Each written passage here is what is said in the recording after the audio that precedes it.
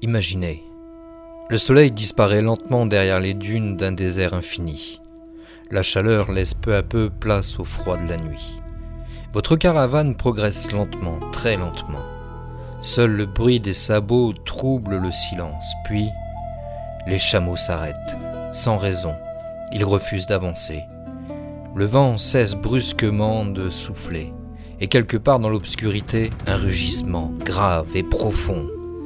Vous apercevez alors 2 yeux brillants au sommet d'une dune, puis un visage humain. Mais sous ce visage, le corps gigantesque d'un lion, et derrière lui, une longue queue hérissée de pointes acérées. Depuis plus de 2000 ans, une créature rôde dans les récits venus d'Orient. Un prédateur que même les plus grands chasseurs redoutaient. La manticore. Bonjour à tous, je suis l'écrivain Laurent Dins, l'auteur de la saga fantasy Gaiala que vous pouvez découvrir en cliquant sur le lien qui se trouve dans le descriptif du podcast. Je vous souhaite à tous une très bonne écoute. Contrairement à beaucoup de créatures fantastiques, la manticore ne naît pas en Grèce. Son histoire trouve ses origines dans l'ancienne Perse. Les voyageurs racontaient l'existence d'un animal monstrueux vivant dans les régions les plus reculées de l'Orient. Son nom viendrait d'un ancien mot perse signifiant « mangeur d'hommes », et ce nom résume parfaitement sa réputation.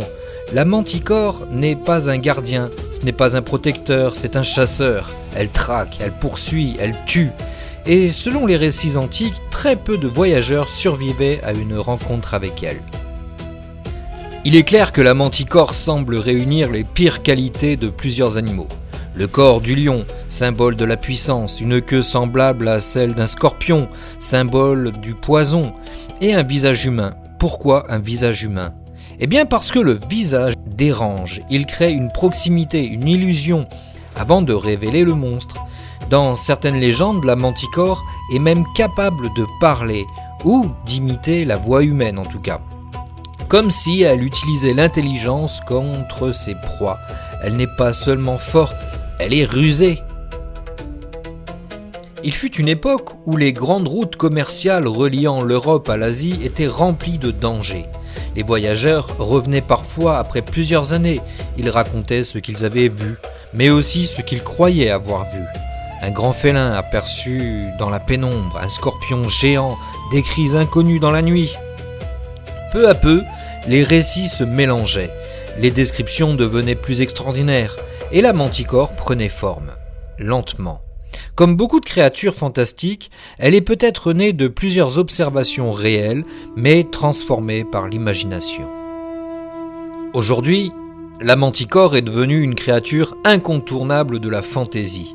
On la retrouve dans de nombreux romans, jeux de rôle ou jeux vidéo. Elle y apparaît souvent comme un prédateur solitaire, territorial, extrêmement intelligente, contrairement aux dragons qui dominent souvent les montagnes. La manticore, elle, préfère les déserts, les canyons et les plaines rocheuses.